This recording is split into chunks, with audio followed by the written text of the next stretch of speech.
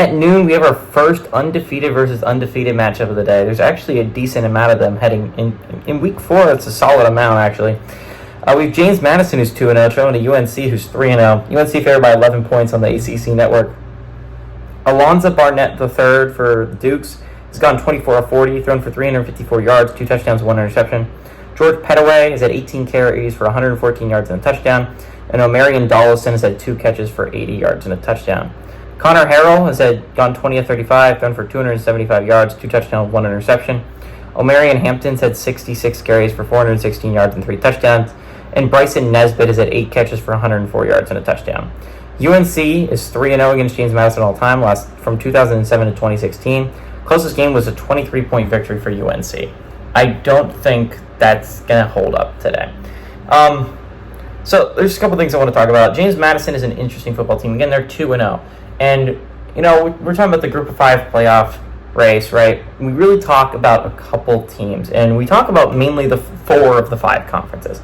We talk about the Mountain West because they have Boise State and UNLV. We talk about the American because they have Memphis. We talk about Conference USA because they have Liberty, and we talk about the MAC because they have Northern Illinois. And Toledo's on the outside looking in. We'll see what this week could be a big win for them.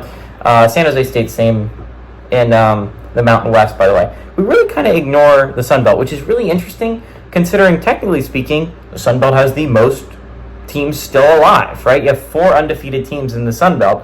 The only other team with more than 2 is the American, and that'll be down this week guaranteed between Navy plays Memphis, right? It could easily go down to 1.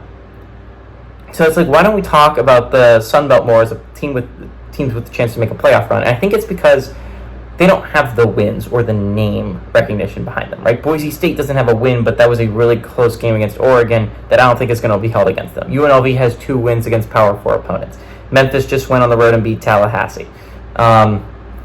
Liberty isn't going to have any Power 4 wins, but it has the name recognition there, when undefeated last year, and it returned a lot of those players, right? The MAC obviously has Northern Illinois, who just beat number 5 Notre Dame, which is why they're the favorite to make the playoffs right now. But they also have Toledo, who just went down to Starkville and beat the crap out of Mississippi State.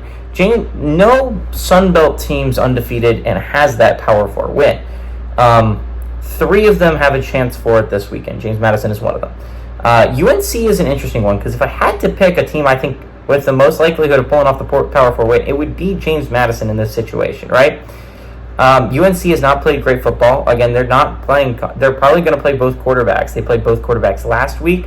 Again, this was heading into the 4th quarter, UNC was only up over NC Central by 7 points. Like, this has not been a just amazing 3-0 run for UNC. They're still trying to figure a lot of things out heading into the meat of their schedule. They've been running Omarion Hampton hard, and who knows how long that's going to last.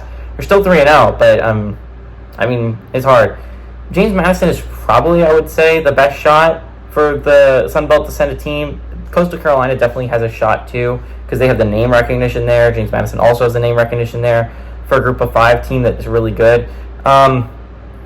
Honestly, I think James Madison pulls off a little bit of a shocker here, right? I think they are a solid football team, although they haven't played their best football early. I'm not in love with James Madison as the Group of 5 rep, but I think they put their name back in the ring. UNC has not played its best football, that's for sure, and they've gotten lucky to be escaping against not great football teams. I think that changes here. Give me James Madison on the road to pull off the upset of the early window and beat UNC